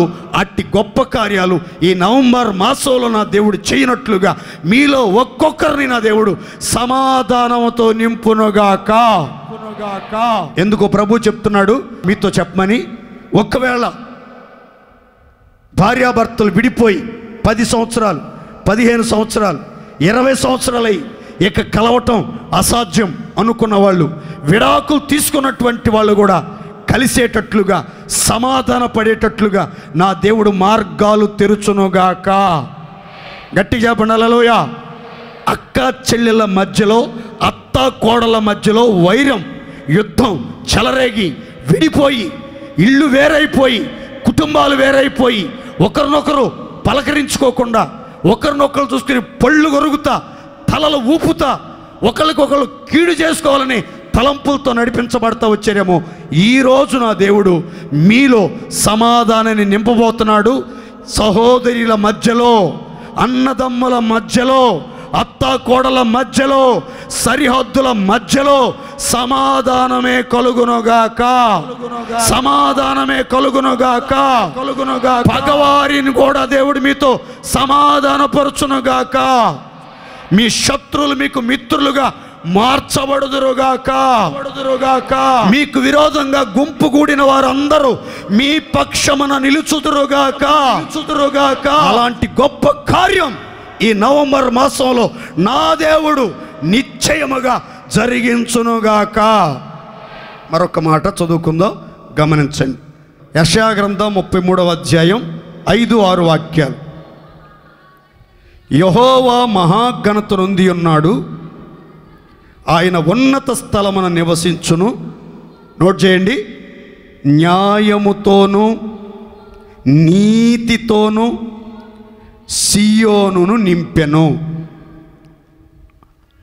ఈ కాలంలో నియమింపబడినది స్థిరముగా ఉండును, రక్షణ బాహుళ్యమును బుద్ధి జ్ఞానముల సమృద్ధియు కలుగును. యెహోవా భయము వారికి ఐశ్వర్యము. తలలపైకి చూస్తారా? మీకు అర్థమయ్యేటట్లుగా చెప్తాను, జాగ్రత్తగా వినండి. దేవుడట మహాఘనతను వహించి ఉన్నత స్థలాల మీద నివసిస్తున్నాడట. ఆయనట సియోను అనే సుందర నగరాన్ని, సియోను అనే ప్రతిష్ట కలిగినటువంటి ఒక ప్రదేశాన్ని, ఒక పట్టణాన్ని న్యాయముతో నింపుతున్నాడట, నీతితో నింపుతున్నాడట. ఏ పట్టణం, ఏ కుటుంబం, ఏ సంఘం, ఏ సేవకుడు, ఏ పెద్ద, ఏ పరిచారకుడు, ఏ విశ్వాసి న్యాయముతో నింపబడతాడో, నీతితో నింపబడతాడో వారికి కలిగే ఒక ప్రత్యేకమైన ఆశీర్వాదం ఇక్కడ రాయబడింది. ఏమనంటే బుద్ధి జ్ఞానముల సమృద్ధి వారికి కలుగును. మరి ముఖ్యంగా యెహోవా యందైన భయము వారికి ఐశ్వర్యము. ఐశ్వర్యము లెక్కింప శక్యము కానంత దేవుని భయం, దేవుని భయం వారి గుండెల్లో స్థాపించబడుతుంది అని పరిశుద్ధ గ్రంథంలో రాయబడింది. అందరి తలపైకి చూడండి. ఎందుకో ప్రభు చెప్పమన్నాడు, మీలో చాలామందికి దేవుడు ఈ మాసంలో బుద్ధి జ్ఞానముల సమృద్ధిని కలుగజేయునుగాక. విశ్వాసంతో చెప్పుకోండి గట్టిగా ఆమేన్. చాలామంది చెప్తూ ఉంటారండి, బుద్ధి చాలా మందమండి, జ్ఞానం లేదండి, చదువుతారు కానీ జ్ఞాపక శక్తి ఉండలేదండి, అన్నీ అప్పచేయాలేనండి, అన్నీ ఏదో అంతంత మాత్రాన పాస్ అవుతున్నారు, చాలా డబ్బు ఖర్చు పెడుతున్నాం కానీ జ్ఞానం ఉండలేదు. దేవుడు చెప్పమన్నాడు, మీలో ప్రతి ఒక్కరికి బుద్ధి జ్ఞానం సమృద్ధిగా ధారాళంగా నా దేవుడు కుమ్మరించునుగాక. గట్టిగా చెప్పండి హల్లెలూయా. ఈ రెండు ఆశీర్వాదాలకు కారణం చెప్తాను, తలపైకి నన్ను చూడండి. ఒకటేమో బుద్ధి జ్ఞానములు సమృద్ధిగా కలుగుతాయి. రెండవది యెహోవా భయము వారికి ఐశ్వర్యము. ఐశ్వర్యం అనే మాట చాలా జాగ్రత్తగా వినండి. ఐశ్వర్యం అంటే అర్థం ఏంటంటే లెక్కింప శక్యము కానిది. ఐశ్వర్యం అంటే ఏంటండి? నోరు తెచ్చి చెప్పండి ఒకసారి గట్టిగా. ఎన్ని కోట్లు బ్యాంక్ బ్యాలెన్స్ ఉందో, ఎన్ని వేల ఎకరాల భూములు ఉన్నాయో, ఎంత బంగారం ఉందో, ఎన్ని ఫ్యాక్టరీలు ఉన్నాయో, ఎంత రాబడి వస్తుందో, ఎంతమంది పనివాళ్ళు ఉన్నారో, ఎన్ని కార్లు ఉన్నాయో, ఎన్ని బిల్డింగులు ఉన్నాయో, ఎంతమంది పరివారం అతని దగ్గర పనిచేస్తున్నారో అతనికి తెలియదు. అంతటి స్థితి కలిగినటువంటి వ్యక్తులను ఏమంటారంటే ఐశ్వర్యవంతుడు అంటారు, ఐశ్వర్యవంతుడు అంటారు. అయితే ఇక్కడ రాయబడిన మాట ఏంటంటే దేవుని పిల్లలకట దేవుడు యెహోవా భయాన్ని ఐశ్వర్యంగా దయచేయబోతున్నాడట. దేవునికి స్తోత్ర. దేవుని సంఘానికి వచ్చే దేవుని బిడ్డలకి అన్నీ ఉంటున్నాయి కానీ దేవుని భయం ఉండలేదండి. దేవుని భయం ఉండలేదు. మా పెద్ద పాస్టర్ గారు ఇప్పుడు చెప్తూ ఉండేవాడు, భయం లేని కోడి బజార్లో గుడ్డు పెట్టిందంట. భయం లేని కోడి బజార్లో గుడ్డు పెట్టిందంట. కొంతమందికి అసలు భయం, దేవుని భయం కానీ, సేవకుడి భయం కానీ, పెద్దల భయం కానీ, తల్లిదండ్రుల భయం కానీ, అరే ఆ నిజులు చూస్తున్నారనే భయం కానీ ఏమి లేదు. ఎవరికి భయపడరు. వీళ్ళ ఇష్టం కృష్ణాపురం, వీళ్ళు ఆడిందే ఆట, పాడిందే పాట. చాలామంది జీవితాల్లో మందిరానికి వస్తున్నారు, భక్తి చేస్తున్నారు, ప్రార్థన చేస్తున్నారు. దేవుని భయం ఎంత ఏ మాత్రమైనా కనబడుతుందేమో, ఈసుమంతైనా కనబడుతామని ఎంత చూసినా, ఎన్ని వాక్యాలన్నా, ఎన్ని వర్తమానాలన్నా, ఎన్ని చోట్లకి వెళ్ళినా సరే వీళ్ళ బతుకులో దేవుని భయమే కనబడదు కొంతమందికి. కానీ దేవుడట సియోన్ని న్యాయంతో నింపాడంట, నీతితో నింపాడట, టన్నుల టన్నుల దేవుని భయం వారికి అనుగ్రహించబడింది. దేవుని స్తోత్ర. బుద్ధి జ్ఞానముల సమృద్ధి వారికి అనుగ్రహించబడ్డాయి. దేవుని స్తోత్ర. అయితే మనం న్యాయముతో నింపబడాలి, నీతితో నింపబడాలి. ఈ నవంబర్ నెలలో ఈ సహవాసములో ఉన్నటువంటి ఒక్కొక్కరిని నా దేవుడు న్యాయముతో నింపునుగాక. ఆమె చెప్పుకోండి గట్టిగా, ఆమె. నీతితో నింపునుగాక. అందరూ చెప్పుకోండి గట్టిగా, ఆమె. దేవుని పిల్లలు న్యాయముతో నింపబడి ఉండాలి. న్యాయంగా నడుచుకోవాలి, న్యాయంగా ప్రవర్తించాలి, న్యాయంగా సంపాదించుకున్న వాటిని అనుభవించి ఆనందించాలి. అన్యాయంగా ఒకని సొత్తు పట్టుకోవటం మన దేవునికి అయిష్టం, అసహ్యం అని బైబిల్ చెప్తుంది. కనుక ప్రియులారా, అన్యాయంగా, అక్రమంగా, దౌర్జన్యంగా నోరు లేనటువంటి వాళ్ళని, అమాయకులైనటువంటి వాళ్ళను, ఏ అండ ఆధారం లేనటువంటి దిక్కులేని వాళ్ళని బెదిరించి వాళ్ళ మీద దౌర్జన్యం చేసి వాళ్ళని అదరగొట్టి బెదరగొట్టి వాళ్ళ యొక్క ఆస్తి, సొత్తు, స్వాస్థ్యం దోచుకోవటానికి, అనుభవించడానికి ఎవరైనా సాహసిస్తే, అన్యాయంగా దిక్కులేని వారి ఎడల, నిరాధారుల ఎడల ప్రవర్తిస్తే దేవుడు రోషం గల దేవుడు కార్యాలు చేస్తాడట. కనుక దేవుని పిల్లలు ఎప్పుడు కూడా అన్ని విషయాలలో న్యాయంగా నడుచుకోవాలి, న్యాయంగా సంపాదించాలి, న్యాయంగా వచ్చిన వాటిని అనుభవించాలని దేవుడు కోరుకుంటున్నాడు. అన్ని విషయాల్లో దేవుని పిల్లలు న్యాయంగా నడుచుకోవాలి, నిజాయితీగా నడుచుకోవాలి. కానీ అన్యాయంగా, అక్రమంగా ఎట్టి పరిస్థితుల్లో జీవించకూడదు. దేవునికి మహిమ కలుగును గాక. ఎందుకు దేవుని పిల్లలు న్యాయంగా నడుచుకోవాలి, న్యాయంతో నింపబడాలి? అన్యాయంగా నడుచుకుంటే కలిగే అరిష్టం ఏమై ఉంది? ఒక్క మాట చదువుకుని ముందుకెళ్దాం. చూడండి, ద్వితీయోపదేశకాండం 25వ అధ్యాయం 15-16 వాక్యాలు.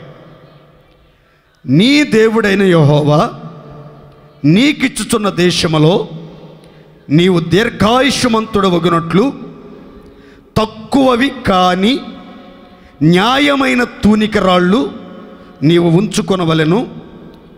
తక్కువది కాని న్యాయమైన తూము నీకు ఉండవలెను.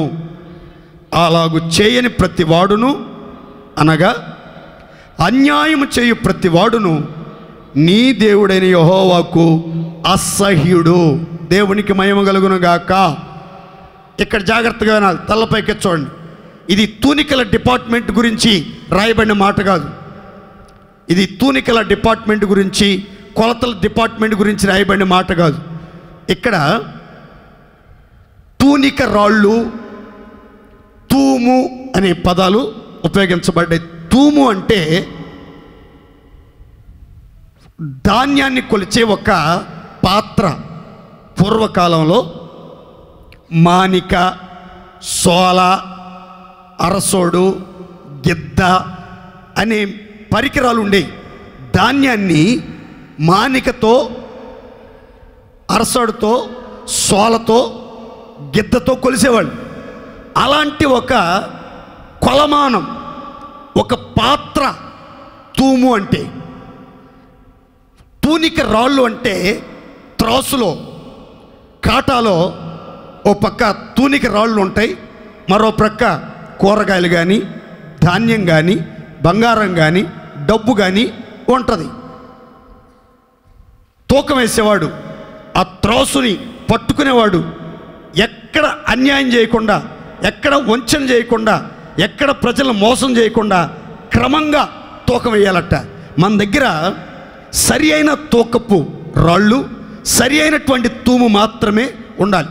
మన హృదయంలో హెచ్చు తగ్గుల తూనిక రాళ్ళు ఉండకూడదు, హెచ్చు తక్కువ తూములు ఉండకూడదు అని వ్రాయబడింది. అయితే మనం న్యాయబద్ధమైన తూనిక రాళ్ళు, న్యాయబద్ధమైన తూము కలిగి ఉంటేనట మనం నివసిస్తున్న దేశంలో మనకి దేవుడు దీర్ఘాయువు దయచేస్తాడట.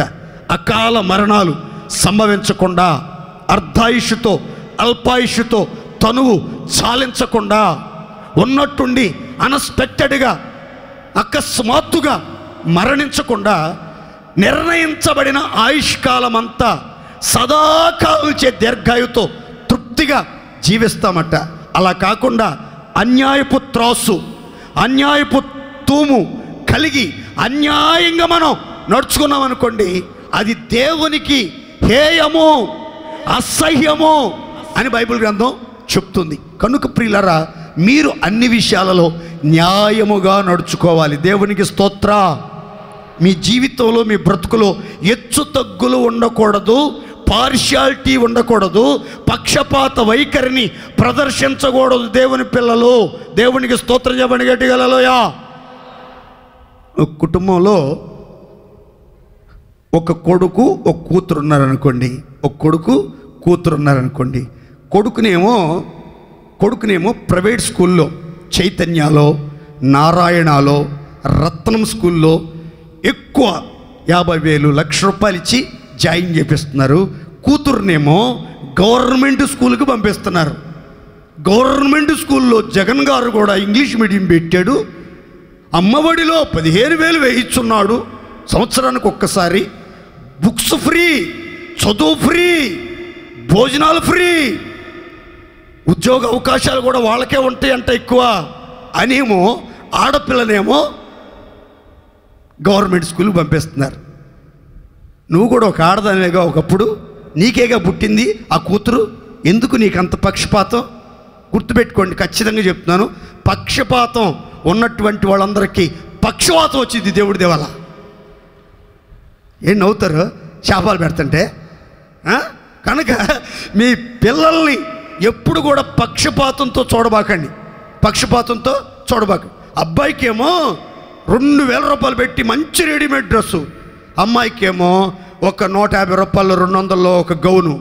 అబ్బా భలే ఉంది, భలే ఉంది, భలే ఉంది. వాడికేమో షూ, వాడికేమో వాచి, వాడికేమో చైను. ఈ అమ్మాయికి బుట్లన్న పెట్టాలి కదా, రేపు తట్లో కూర్చోబెట్టేటప్పుడు ఉపయోగపడుతుంది. అది కూడా ఉండదు, అది కూడా ఉండదు, ఏముండదు.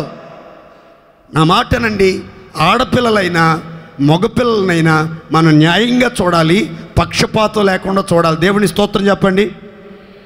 రేపు ఒకవేళ మీరు చచ్చిపోయారు అనుకోండి, ఎక్కువ ఏడ్చేది ఎవరో తెలుసా? ఆడపిల్లే. ఎందుకు ఏడ్చుదో తెలియదు కానీ పాపం, నాకు ఎంత అన్యాయం చేసావు, నన్ను ఎంత చిన్న చూపు చూసావు, మొత్తం ఆస్తి అంతా అడిగిచ్చి నన్ను ఎంత అన్యాయం చేసావు, పోయావు దరిద్రాల. ఈ చివరగా ఏడుతుందో పాపం, మరి నిజంగా ప్రేమతో ఏడ్చుదో తెలియదు కానీ ఆడవాళ్ళు మీదపడి ఏడుతూ ఉంటారు, సీత్తా ఉంటారు. జీది ఆ మెడలో ఒలుచుకుంటూ ఉంటారు, చెవుల్లో ఒలుచుకుంటూ ఉంటారు, ముక్కులో ఒలుచుకుంటూ ఉంటారు, పట్టీలు ఒలుచుకుంటూ ఉంటారు, ఆ బీరువాల్లో మొత్తం దాచుకుని నెమ్మదిగా ఏడుతూ ఉంటుంది. అప్పుడప్పుడు లోపలికి వెళ్ళి వస్తూ ఉంటుంది. మొత్తం మీద ఖాళీ చేయాల్సినవి చేసేస్తూ ఉంటారు. ఖాళీ చేయాల్సినవన్నీ, నా మాటేనండి, ఎక్కువగా మీదపడి ఏడ్చేది ఎవరంటే ఆడపిల్లలే. అందుకని ఆడపిల్లల పక్షపాతం చూపబాకండి. దేవుని స్తోత్రం చెప్పండి గట్టిగా. ఇప్పుడు కొత్త గవర్నమెంట్ వచ్చింది, ఆడవాళ్ళ పక్షంగా నేను ఉన్నాను. ఏంటంటే మీకున్న ఆస్తి సమానంగా పంచాలి ఇంట్లో. ఎవరైనా అట్లా పంచకుండా మగపిల్లలకి ఆస్తి, ఆడపిల్ల కట్నం ఇస్తున్నాము, పురుళ్ళు పోతున్నాము, ఇన్ని కార్యక్రమాలు చేస్తున్నాం, వాడితో నువ్వు పోటీ ఏంటి అని అన్నారు అనుకోండి, నా దగ్గరికి రండి, మన ఇద్దరం కలిసి కోర్టుకు వేసేద్దాం. దేవుడి దేవాల నిజం, జీవం వచ్చింది కొత్తది. అందుకని మనం న్యాయంగా సంపాదించుకుందాం, మనకు రావాల్సింది మన పితరుల ఆస్తి. దేవుని స్తోత్రం చెప్పండి గట్టిగా. పక్షపాతం ఉండకూడదు. నాకు తెలిసినటువంటి ఒక తల్లికి ఒక కొడుకు కూతురు, ఇద్దరికి మంచిగా చదివించింది. ఇద్దరిని పక్షపాతం లేకుండా ఇద్దరిని మంచిగా చదివించింది. ఇద్దరికి మంచి ఉద్యోగాలు వచ్చినాయి. ఇద్దరికి చక్కగా మంచి వ్యక్తులను చూసి వివాహాలు చేసింది. వివాహం అయిన తర్వాత వాళ్ళు హైదరాబాద్లో సెటిల్ అయిపోయారు. వాళ్ళకి ఇద్దరిద్దరు పిల్లలు కూడా పుట్టారు. ఆ తర్వాత ఒకరోజు పిల్లల దగ్గరికి పండగప్పుడు వెళ్ళాలని పిండి వంటలు, బట్టలు, డబ్బులు, కొంచెం బంగారు ఆభరణాలు అన్నీ చేసుకుని వెళ్ళింది. మొట్టమొదటికి వెళ్తూ కూతురు దగ్గరికి వెళ్ళింది. కూతురు దగ్గరికి వెళ్తే కూతురు అల్లుడు చక్కగా రిసీవ్ చేసుకున్నారు. తల్లిగారిని ఇంటికి తీసుకెళ్లారు. ఇక అల్లుడే వంట మనిషి, ఇంట్లో అల్లుడే ఏది కావాలంటే అది రుచులుగా చేసేస్తున్నాడు. బెడ్ కాపీ భార్యకి, అత్తకి, పిల్లల స్నానాలు చేయించటం, ఇల్లు వాకిళ్ళు ఓడవటం, బట్టలు ఉతకటం, మళ్ళీ ఎన్న రెడీ అయిపోయి మళ్ళీ ఆఫీస్కి వెళ్ళటం అంతా చేస్తుంటే, అబ్బో ఈ తల్లికి అసలు ఆనందం అసలు పట్టలేకపోతుంది. చాలా సంతోషంగా ఒక వారం రోజులు ఉందండి, తృప్తిగా. వెళ్ళేటప్పుడు షాపింగ్ తీసుకెళ్ళారు, మంచి బట్టలు కూడా పెట్టారు.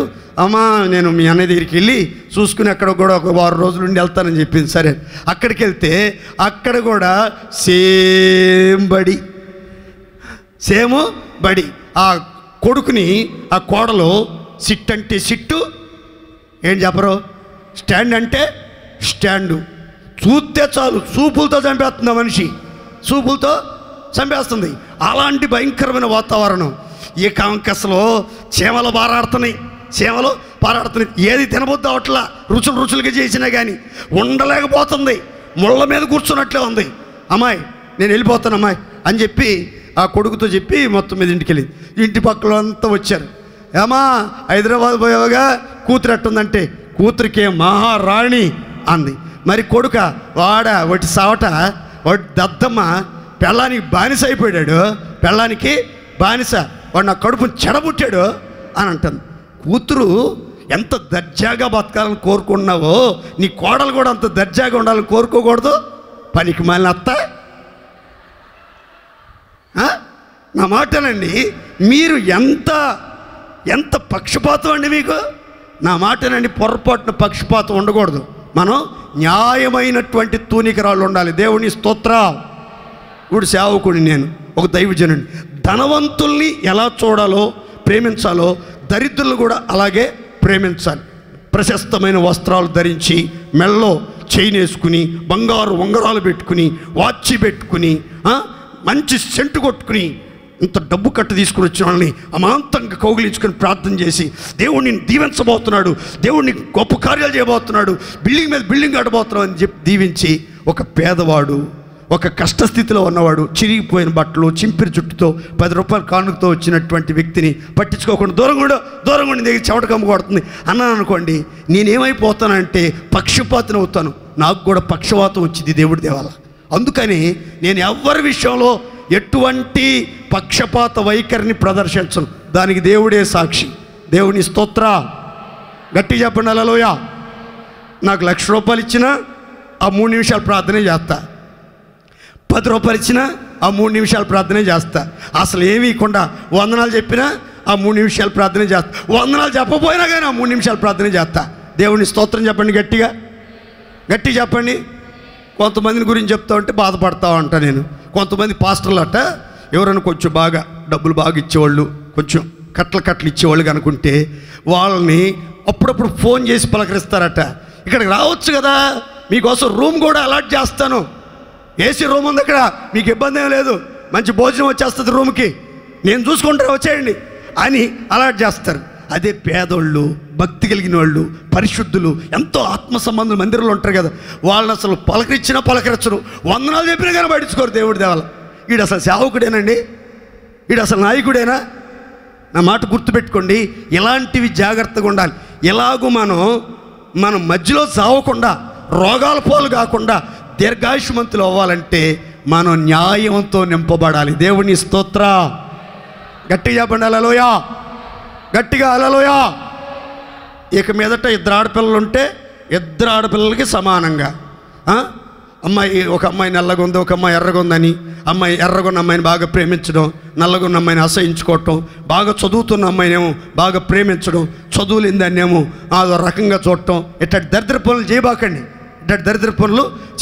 ఇద్దరు మీ రక్తాన్ని పంచుకు పుట్టిన వాళ్ళే, ఇద్దరు మీ వారసులే, ఇద్దరు నీ పిల్లలే. కాబట్టి నీ పిల్లలు కానట్లు వారి వాళ్ళ ఎప్పుడూ కాఠిన్యాన్ని ప్రదర్శించొద్దు. ప్రేమగా 2 పిల్లలు 2 కళ్ళలాగా చూసుకోండి. దేవునికి మహిమ కలుగునుగాక. చాలు. నీతి ఉండాలి. మనం నీతితో నింపబడాలి. దేంతో నింపబడాలి చెప్పాలి గట్టిగా. ఆర్థిక లావాదేవీలలో నీతి ఉండాలి దేవుని పిల్లలకి. లంచాల కొరకు కక్కుర్తి పడకూడదు. లంచాల కొరకు కక్కుర్తి పడకూడదు. మానవ సంబంధాలలో నీతి ఉండాలి దేవుని పిల్లలకి. లైంగిక పరిశుద్ధతలో భార్యాభర్తల మధ్యలో నీతి ఉండాలి.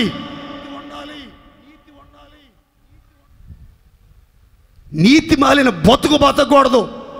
కొంతమంది ఎంతో భక్తిగా ఉన్నా మానవ సంబంధాల్లో నీతి కనబడదు, ఆర్థిక లావాదేవీల్లో నీతి కనబడదు, లైంగిక పరిశుద్ధత విషయంలో, భర్త విషయంలో నీతిగా, భార్య విషయంలో నీతిగా జీవించలేనటువంటి దౌర్భాగ్య పరిస్థితి కొన్ని కుటుంబాల్లో. ఓ 10 సంవత్సరాల క్రితం ఒక ధనవంతుడు నన్ను భోజనానికి ఇన్వైట్ చేశాడు. మన విశ్వాసే, ఇక్కడ కాదు వేరే చోట వెళ్ళాను. పెద్ద ఇల్లు, 2 అంతస్తుల బిల్డింగు, కింద 4 గదులు, పైన 4 గదులు, పెద్ద హాలు, వంటగది. అబ్బో, ప్రతి గదిలో కలర్ టీవీ, ప్రతి గదిలో AC, washing machine, cooker, cooler, grinder, కుక్కలు, అన్నీ ఇంట్లో ఇది ఉంది అది లేదనే దాని లేకుండా పుష్కలంగా ఇంటి నిండా సామానేనండి, ఇంటి నిండా సామానే. నేను అన్నాను, బ్రదరు ఇన్ని ఏసీలు పెట్టావు, ఇన్ని టీవీలు పెట్టావు, ఇన్ని ఎలక్ట్రికల్ సామాన్తో ఇల్లంతా నిండిపోయింది, పైన కింద కరెంటు బిల్లు ఎంత వస్తుంది అన్న అంటే, అన్నా ఓన్లీ 150 అన్నా అన్నాడు. ఎంత అన్న వినబడలేదేమో నాకు సరిగ్గా అని.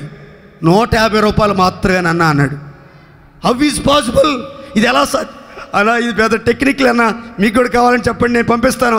ఒక చిన్న వైర్ మొక్క ఒకటి అట్ట పెడితే చాలన్నా, మీటర్ తిరగనే తిరగదు అన్నాడు. గుండె జల్లు మంది నాకు. ఎందుకంటే వీడు నీతి మాలను బతుకుతున్నాడు. శాలరీ 1,00,000 వస్తుంది వీడికి నెలకి. 2 ఇళ్ళు కట్టాడు, అన్ని గదుల్లో ఏసీ పెట్టాడు, కానీ విద్యుత్ సౌర్యం, విద్యుత్తును దొంగిలిస్తున్నాడు ఈ దుర్మార్గుడు. మందిరానికి వస్తాడు, తెల్లబట్టలు వేసుకుంటాడు, బైబిల్ బాగా చదువుతాడు, పాటలు బాగా పాడతాడు, ఆరాధనలో ఆత్మొచ్చి బాగా ఎగురుతాడు, అంత బాగానే ఉంది. కానీ నీతి లేని బ్రతుకు, కరెంటును దొంగిలిస్తున్నాడు, ప్రభుత్వాన్ని దోచుకుంటున్నాడు. నాకే ఈ మందిరానికి 7,000 వస్తుంది, ఈ మందిరానికి 7,000 వస్తుంది. ఏది ఆదివారం మాత్రమే, సరిగ్గా ఫ్యాన్లు లేకపోతేనే. అలాంటిది అన్ని ఏసీలు ఉంటే, కుక్కర్లు, గ్రైండర్లు, వాషింగ్ మిషన్లు, మిక్సీలు, ఇన్ని టీవీలు ఉంటే 150 రావటం ఏంటి?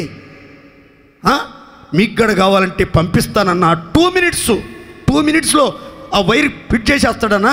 నువ్వు ఎంతన్నా కాల్చుకో, అది గిరా అంటదే కానీ అసలు తిరగదన్న, మీటరు తిరగదు. ఇలాంటి దౌర్భాగ్య పనులు ఎవరేం చేస్తంటే ఖచ్చితంగా నరకానికి పోతారు మీరు. టికెట్ తీసుకోకుండా ట్రైన్ ప్రయాణం చేస్తే ఖచ్చితంగా నరకానికి పోతారు. షాపింగ్ మాల్లోకి వెళ్ళి దొంగతనంగా చీరలు కొట్టేసిన, అద్దాలు కొట్టేసిన, దువ్వెనలు కొట్టేసిన, లిప్టిక్లు కొట్టేసిన, ఏది కొట్టేసినా ఖచ్చితంగా నరకానికి పోతారు దేవుడి దేవల్ల. ఎందుకంటే నీతి లేదు, ఏమి లేదు, ఏం చెప్పరు, ఏమి లేదు, నీతి ఉండాలి. దేవుడిని నమ్ముకున్న వాళ్ళకి నీతి కోసమే బతకాలి. బైబిల్ చెప్తుంది, నీతి నిమిత్తం ఆకలి దప్పులు గలవారు ధన్యులు, వారు పూరించండి, తృప్తిపరచబడుదురు. దేవుని స్తోత్ర.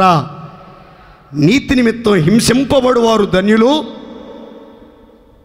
చెప్పండి, పరలోక రాజ్యం వారిది. దేవుని స్తోత్ర. నీతిగా బతికేటప్పుడు హింసలు వస్తాయి, నీతిగా బతికేటప్పుడు శ్రమలు వస్తాయి, నీతిగా బతికేటప్పుడు అందరూ వ్యతిరేకమైపోతారు. గతంలో నేను మీకు చెప్పాను కదా, నేను ఎక్కువగా ఇట్లా ఖండించి హెచ్చరించి వాక్యాలు చెప్తుంటే నన్ను చూసి కొంతమంది మన సేవకులే, రే పరిశుద్ధరావు వస్తున్నాడు రీ అనుకునేవాళ్ళు. నేనేం బాధపడేవాడిని కాదు, వాళ్ళు హేళన చేస్తున్నా కానీ నేను బాధపడేవాడిని కాదు. వాడి మాటను బట్టి అయినా నేను పరిశుద్ధరావుని అవుతానేమో ఒకవేళ. దేవుని స్తోత్రం చెప్పండి గట్టిగా. అలా ఫీల్ అవుతూ ఉంటాను నేను, ఇప్పుడు కాదు, చచ్చేదాకా. ఎందుకంటే నీతిగా బతికేవాడికి హింసలు ఉంటాయి, నీతిగా బతికేవాడికి శ్రమలు ఉంటాయి, నీతిగా బతికేవాడికి పోరాటాలు ఉంటాయి, నీతిగా బతికేవాడికి వ్యతిరేకతలు ఉంటాయి. కానీ దేవుని పిల్లలు ఎప్పుడు ఒకే ఆకలితో, ఒకే దాహంతో బతకాలంట. దేనికోసం అంటే నీతిగా బ్రతకాలని ఆ ఆకలి, ఆ దప్పిక మనలో అధికమవ్వాలంట. రోజు రోజుకి ఆకలి అవ్వాలి.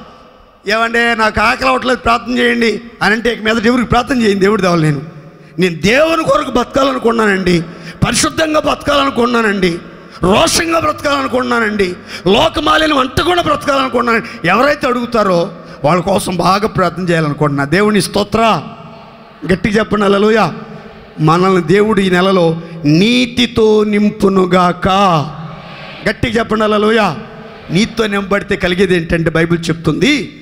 సామెతల గ్రంథంలోకి వెళ్ళండి ఒకసారి, 11వ అధ్యాయంలోకి. 11, 4, 5 వాక్యాలు. ఉగ్రత దినమందు ఆస్తి అక్కరకు రాదు, నీతి మరణము నుండి రక్షించును, యథార్థవంతుల నీతి వారి మార్గము సరళము చెయ్యునుగాక. గట్టిగా చెప్పండి హల్లెలూయా. ఉగ్రత దినం ఒకటి రాబోతుంది, గొర్రెపిల్ల ఉగ్రత దినం ఒకటి రాబోతుంది. ఆ ఉగ్రత దినంట మన ఆస్తి క్షయమైపోయి ధనధాన్యాదులు, వెండి బంగారాలు ఏవి మనల్ని రక్షించడానికి అక్కడికి రావండి. అక్కడికి ఎన్ని కోట్ల ఆస్తి ఉన్నా సరే మనల్ని ఉగ్రతలోంచి ఆ ఆస్తి మనల్ని తప్పించలేదు. బాలసుబ్రహ్మణ్యాన్ని బ్రతికించడానికి 5 కోట్ల రూపాయలు ఖర్చు పెట్టారట. కానీ ఉగ్రత దినాన ఆ ఆస్తి అక్కడికి రాలేదు. ఆస్తి అక్కడికి, చీరాల్లో ఒక టింబర్ డిపో అధికారి యజమాని 12 కోట్లు డాక్టర్ల దగ్గర పోసి నన్ను బతికించండి అయ్యా, ఇంకా ఇంత ఇస్తాను అని బతిలాడాడట. 12 రోజులు ఉన్నాడు, 13వ రోజు చచ్చాడు. 13వ రోజు చచ్చాడు. ఎంత కోట్లు ఆస్తున్నా సరే ఉగ్రత దినాన్ని అక్కరకు రాలేదు. బైబిల్ అంటుంది నీతి మరణము నుండి మనల్ని రక్షించును. గట్టిగా చెప్పండి హల్లెలూయా. మరణము నుండి 3 రకాల మరణాలు: భౌతిక మరణం, పాపము వల్ల వచ్చే మరణం, నిత్య మరణం. నిత్య మరణం, భౌతిక మరణం అందరికీ వస్తుంది. దీంట్లోంచి తప్పించుకోవాలన్న ఆలోచన, ఉద్దేశం ఒకవేళ ఉంటే దాన్ని విడిచిపెట్టండి. పాపము వల్ల వచ్చే మరణాన్ని, నిత్యమైనటువంటి 2వ మరణాన్ని తప్పించుకోవటానికి మాత్రం నీతి అనేది దోహదపడుతుంది. ఈ నీతితో మీలో ఒక్కొక్కరిని నా దేవుడు పరిపూర్ణంగా నింపునుగాక.